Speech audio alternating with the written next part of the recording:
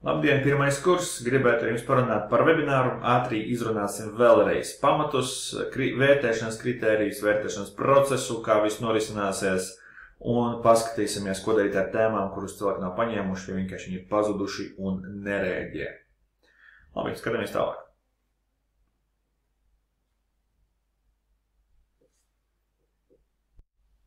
Pirmais, ko mēs atceramies, ka mums ir 3 dienas, kurās mēs visi piedalāmies procesā. Visas 3 dienas. Tātad gan 5., gan 6., gan 7. janvāris 14:00 visi piedalās, visi skatās, jo visi vērtē. Apmēram 15 minūtes uz komandu, un tas būs apmēram 2,5 stundas katru dienu. Tad mēs sēžam, skatāmies, kā citi prezentē, jo vērtēšana ir kopistiska. Katrs vērtē katru, un tādā veidā mēs dabūnam atziņu par šo pasākumu.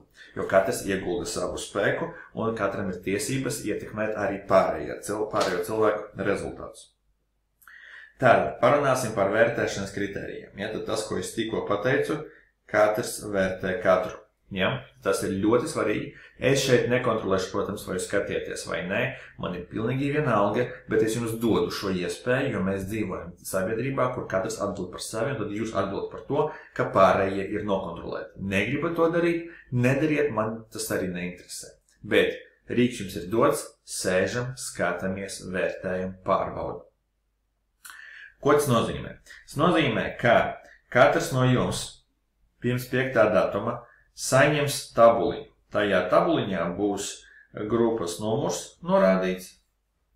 Ja, tad 1., 2., 3. un tā tālāk. Tādā secībā, kādā komandas prezentēs. Un tad jums tiks iedots iespējas novērtēt 4 rādītājus. Lūdzu, pastamies, ja, tie rādītāji, kas šeit ir minēti. Lūk, te. Ja, 5. it kā nav, jo 5. pieder tikai man, bet tie pirmie 4 ir. Tad, ko mēs ar jums vērtējam? Mēs ar jums vērtējam pirmo tēmas izklāstu. Ja, tad zem tēmas izklāsta mēs saprotam, cik labi cilvēki ir izstāstījuši tēmas. Tēmas esam izvēlējušies, lūk, ja, te jau kaut kādas darbības ir izdarītas. Un tad kā notiek vērtēšana? Katrs no jums sēž, tad te mums ir pirmais punkts tēma. Katrs no jums sēž skatās prezentāciju, ko cilvēki sagatavojuši, to uzdevumus, to apmācību, ko viņi sagatavojuši. Un jautā sev, vai es zinu vairāk. Ja jūs zināt vairāk nekā viņi pastāstījuši, jūs liekat mazāku punktu skaitu, jo varēja labāk. Ja? Tas nozīmē, ka varēja labāk. Ja jūs zināt mazāk nekā viņi pastāstījuši, vai tikpat, jūs liekat augstu. Ja? Tagad lūdzu saprotiet, ja, kad ir atšķirības tēma. Ja tēma vienkāršais grafiks, nozīmē, ka vienkāršais grafiks skatās, vai bija vēl kaut kas, ko varēja par vienkāršo grafiku pastāstīt. Varbūt viņi aizmirsa par select data pastāstīt. Varbūt viņi aizmirsa pastāstīt par to, ka mums ir format selection podziņa, kas atver pārējos tādu noformēšanas rīkus, piemēram. Ja? Un tādi jautājumi. Varbūt, ka neiet runa par kaut kādu fantastisku grafiku, ko jāuzzīmē, jo tā ir cita tēma. Tad ieskatās pēc tēmas un jāpiedāvā, vai tēma varēja labāk pastāstīt. Un ja varēja, liekam zemāku atzīmi. Ja nevarēja, liekam augstāku atzīmi. Tagad, ko nozīmē atzīme? Paskaties. Katrs no mums vērtē katru punktu koeficientu veidā no 0 līdz 1. Un tas nozīmē, ka ja mēs vērtējam pirmo grupu un mēs uzskatām, ka pirmā grupa izdarīja labāko iespējamo darbu, mēs rakstam šeit viennieku. Ja mēs uzskatām, ka viņi vispār izgāzās, mēs rakstam 0. Un ja mēs domājam, ka varēja labāk, bet kopumā bija ok, tad mēs tur rakstam 0,75. Ja, vai jebkuru citu skaitli intervalo no 0 līdz 1. Tad šādā veidā mēs vērtējam tikai ar koeficientiem. Tā mēs nākam uz nākamo punktu. Nākamais punkts ir datu un uzdevumu dažādība. Kas tur tiekas? Ja, datu un uzdevumu dažādība. Ko tas nozīmē? Tas nozīmē, ka jūs vērtējat, cik daudz darba viņi ir ieguldījuši, lai atrastu savus datus, lai izdomātu savus uzdevumus. Ja viņi izmanto to pašu, ko mēs izmantojam nodarbībās, ar tiem pašiem uzdevumiem, jūs liekt viņam 0, jo viņi neko nav izdarījuši. Ja viņi atrada pilnīgi jaunus uzdevumus un parādīja to pašu, ko mēs darījām nodarbībās, bet caur jauniem uzdevumiem un caur jauniem datiem, jūs liekat viennieciņu. Un ja viņiem ir kaut kāda kombinācija, piemēram, viņi atrada jaunus datus, bet uzdevums ir tāds pats, kas ir pie mums. Ja, tad jūs tur sākat domāt, kādu koeficientu viņiem par to likt. Ja, un tādā veidā mēs vērtējam datus. Dati nav tēmas izklāsts, dati palīdz izklāstīt tēmu, līdz ar to tās ir divas atzīmes.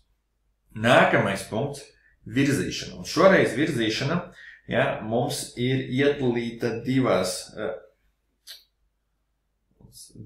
daļās, tātad aktivitāte un piesaistīto skatītāju skaits.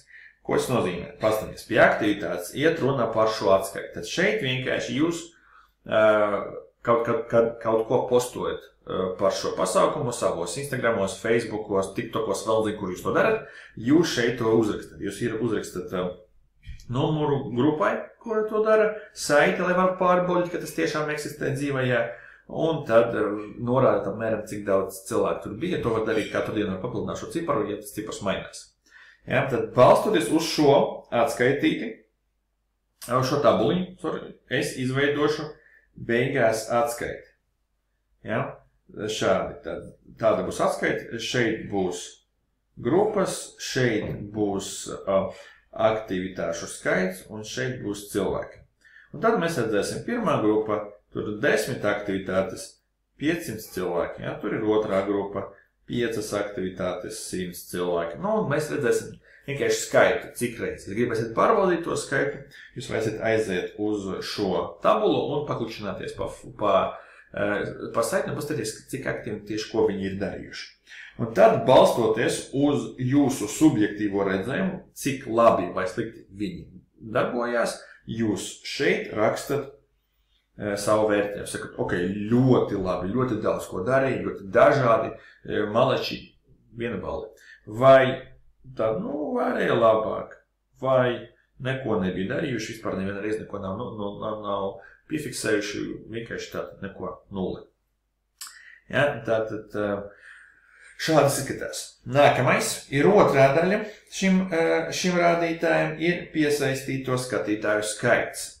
Ja, tad viena lieta ir, cik bieži jūs publicējāt ziņas, un otra lieta ir, cik reāli pie jums atnāca pēc tām ziņām. Ja?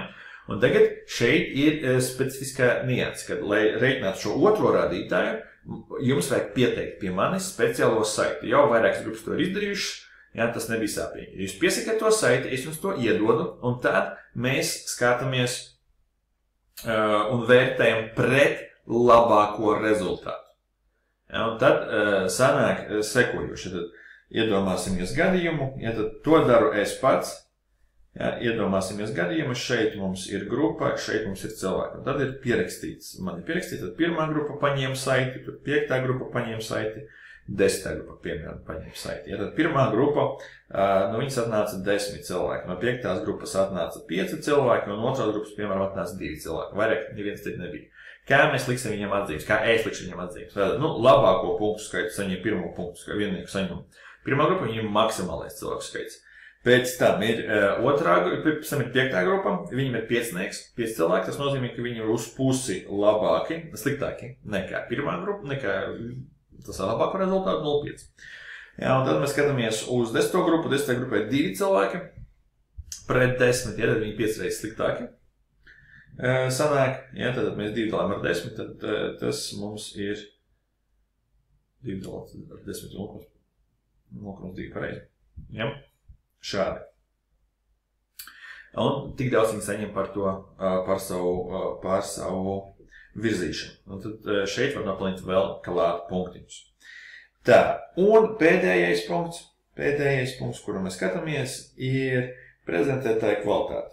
Cik labi cilvēks ir noprezentējis šo savu tēmu. Nu, te ir ļoti subjektīvs rādītājs, tas ir skaidrs, ja, bet jūs jau paši izlemiet prezentētājs. Ja. Vai viņš bija labs, vai viņš bija skaidri, interesanti, raiti, visu varēja noķert 1 balli, kaut ko tur nomurmināja zem deguna, vispār neko nevar saprast 0 balles, un atkal varētu būt jebkāds koeficients, kāds būtu pa vidiņam. Ja tipa nebija ne tik slikti, bet nebija arī labi, tad jūs šeit to saliekat. Un tā mēs daram katrai no komandām. Pie tām pavērojiet, komandai būs iespēja, ja, to var redzēt šeit, komandai būs iespēja izvēlēties vai vērtēt atsevišķi vērtētāju un dot viņam vairāk punktiņus par to, kad viņš redzēt prezentēja un pārējiem dot mazāk. Vai var izvēlēties, kā nē, paliek kā ir. Nav svarīgi, es pats visiem ir vienādi. Ja, tā kā jūs arī varat uzreiz to vērtēt, likt iekšā visiem dalībniekiem vai tikai atsevišķiem dalībniekiem. To jūs var izvēlēties beigās, lai atkal visi ir pēc maksimuma godīgi. Lūdzu, pastaties. Tagad šeit ir par svaru, par to, kas tiek vērtēts. Mums ir divas iespējas. Tēmu izklāstiem svari ir definēti pie tēmām, un katram nākamajam punktam svars ir viens punkts. Ko tas nozīmē? Tātad pastamies šo te gadījumu. Ja, lūk, šīs atzīmes bija tas, ko varu maksimāli dabūt par tēmas daļu. Ja, par tēmas daļu var dabūt šo. Ja mēs paņemsim mūsu pirmo komandu, ar kuru mēs strādājam, tad viņi ir izvēlējušies tēmu uz 4. Un tagad pamēģināsim pastīties, kāda viņi pienākās atzīme, ņemot vērā tos punktus, kādus esam šeit sev sarakstījuši. Ja? Tātad pastamies, kā tas tiek vēlāk izreikināts. Okay. Tātad tēma par tēmu. Tātad tas ir 4 reiz 0,75. Ja, kāpēc? 4 bija maksimāla atzīme par tēmu, mēs esam novērtējuši viņu 75, super. Tālāk ir plus. Plus par datiem. Par datiem maksimāla atzīme ir 1 reiz 0,6 ir 0,6. Tālāk ir par virzīšanu. Ļoti labi virzīja, šeit ir 1 punkts un šeit ir 1 punkts. Tagad uzmanīgi. Tātad šīs divas daļas, ja, valsts, kas tev notiekās? Tātad šī un šī daļa ir viens vesels. Ja, tātad gan par pirmo daļu, gan par otro daļu var nopelnīt kopā vienu bali kopā.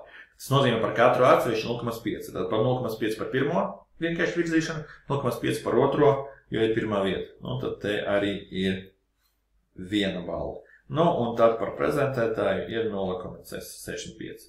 Ja? Tālāk mēs šo visu saskaitam un iegūstam to gala rezultātu, ar kādu mēs gribam iet uz priekšu. Ja? Tad tas ir 4,25. Jā, sanāk 4,25. Nē, kāpēc 4,6? Kāpēc 4? Te ir 3, 4, 5. 5,25. 5,25 ir pareizi, te ir trīnieks, Tātad 5,25 ir maksimāla atzīme šiem cilvēkiem par viņu darbu, par šo tēmu. Ja ir labāki rezultāti tālāk, ir augstāka atzīme. Ja? Līdz ar to viņi tur pazaudēja dažus punktus, ja? Un viņi varēja būt ir labāka atzīme, bet viņam sanāca šādi. Lūk, kā notiek vērtēšana mūsu šajā te pasākumā, un tad visi dabū to galā atzīmi tādu, kādu viņi dabū. Ja, lūk, šeit. Ja, pie tam nāk klāt vēl ideja par to, ka beigās mēs vēl saliekam svarus. Tad īstenībā sanāk, kad mēs vērtējam tikai divās daļās, jūsu vidējo rezultātu mēs izreikinām, un manu vienu rezultātu mēs izreikinām, un tad ar jūsu lielāko svaru mēs to saskatām savā starpā. Ja, jo var gadīties tā, ka, piemēram, kad es vērtēšu šo pašu komandu, tad es viņam ielikšu par tēmu viennieku, par datiem es viņam ielikšu viennieku, par virzīšanu es viņam ielikšu viennieku, bet par prezentētāju es ieliku 0, man nepatīk. Piemēram, ja? Un tad manā gadījumā sanāk, ka viņi nopelnījuši 4, viņi ir nopelnījuši 6. Ja, viņi ir nopelnījuši 6, pēc manas formulas, pēc jūsu formulas viņi ir nopelnījuši 5,25. Tālāk tas, ko mēs darām, kā mēs uzzinām gala atzīmi, tad gala atzīme ir 0,6 reiz 5,25 plus 0,4 reiz 6. Ja? Tā ir viņu gala atzīme, kura būs mazliet koreģētāka, viņa nebūs ne tik liela, ne tik maza, viņa būs kaut kā pa vidiņam, ja, un tad tādā veidā mēs iegūstam to gala vērtējumu. Tad šādi izskatās mūsu pēdējais punkts. Un tagad pēdējā lieta ir šis. Pēc webināra katra komanda saņems anketu, kurā būs jānorāda, cik aktīvi katrs cilvēks piedalījās procesā. Kā tas izskatīsies?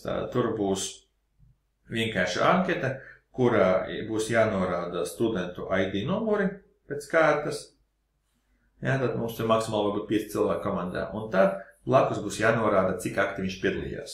Jā, tad tas nozīmē, ka te būtu rakstīts 1, ļoti aktīvi, nu, ne īpaši aktīvi, nepiedalījās vispār, uz pusi pazuda. Piemēram, šādi. Ja? Un beigās tas, kas notiek tālāk, tiek paņemta tā atzīme, kas tikai nopelnīta. Ja? Piemēram, tur bija nopelnīts 5,8 atzīme bija nopelnīta.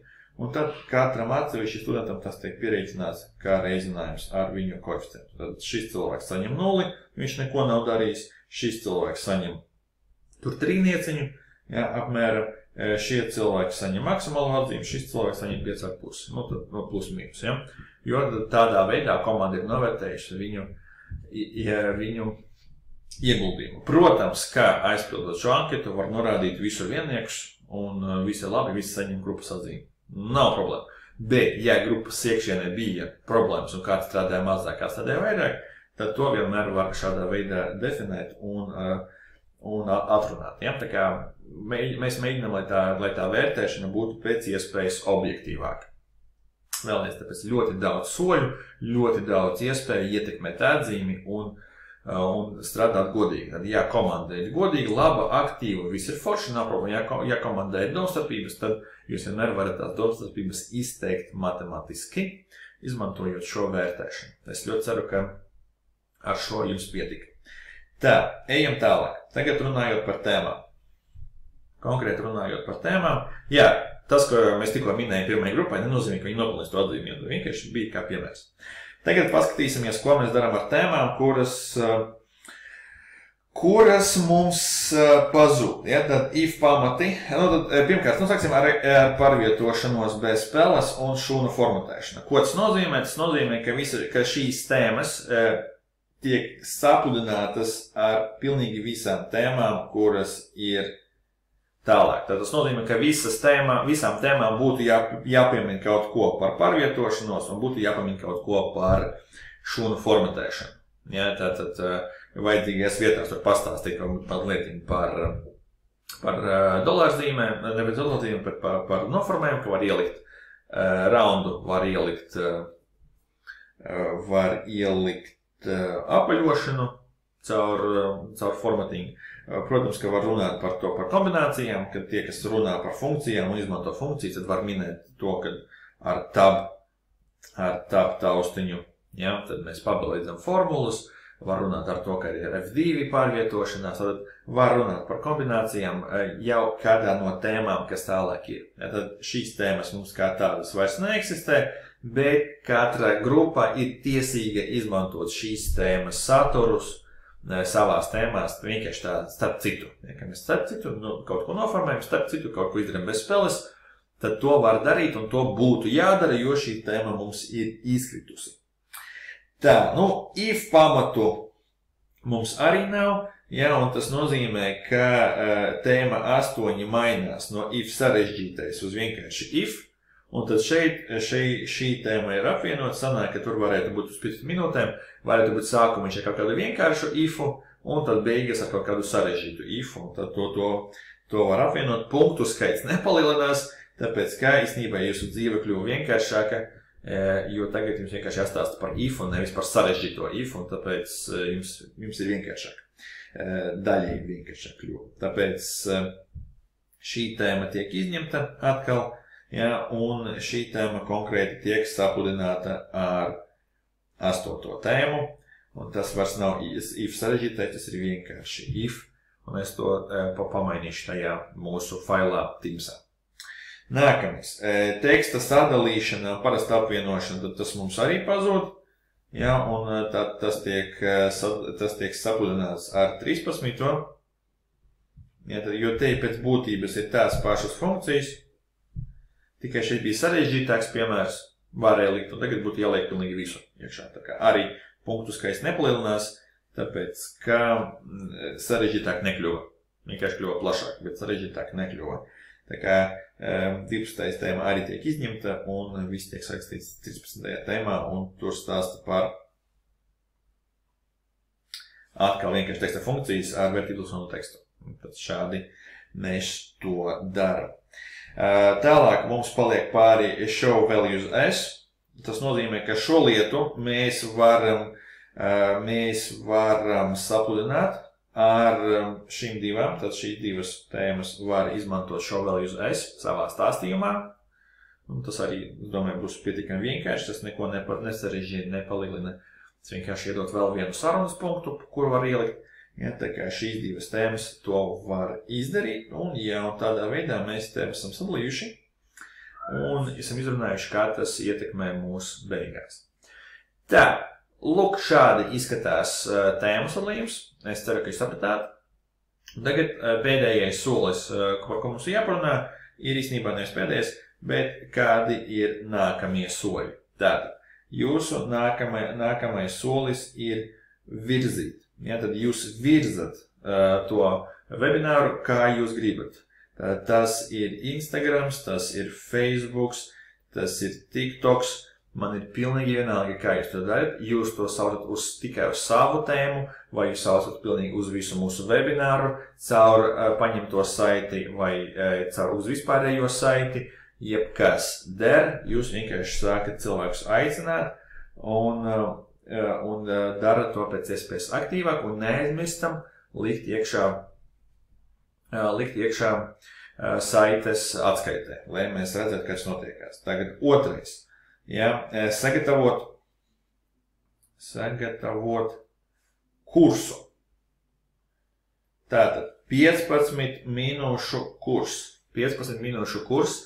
1 uzdevums, 2 uzdevumi, 3 uzdevumi, es nezinu, cik jūs varat paspēt par 15 minūtēm, ņemot vērā jūsu tēmas, izdomājiet, patestējiet, ko nozīmē patestējiet, uztaisiet Zoom mītingu savai komandai, un tas, kurš prezentē, lai paprezentē, pārējie pasēž ar pulksteni, paskatās, vai viņiem izdodas pieslēgties, nošērot skaņa, vai tas viss strādā, un tad ejam uz priekšu. Ja, tad patrenējamies vismaz 2-3 reizes, vai tas strādā vai ne.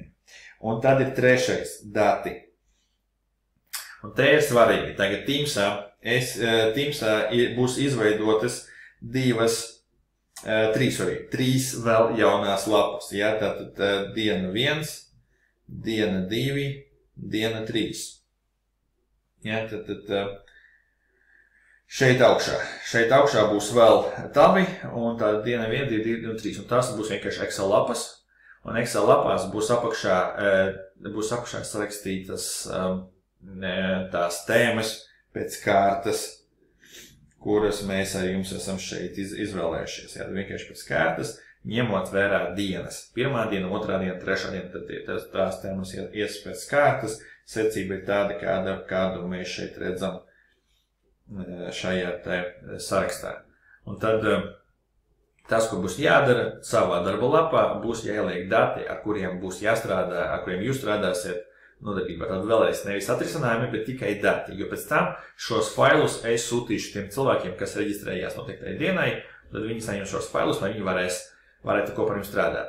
Jūs varat komandu starpā sadarboties un aizpildīt to failu ar vienotiem datiem, piemēram, ja, vai jūs varat mēģināt izmantot iepriekšējā uzdevuma saturu. Šī uzdevuma risinājumā nākamajai tēmai atkal tad jūs pilnīgi brīva izvēle, ja, bet to būs jāizdara, tad šie te 2 līdz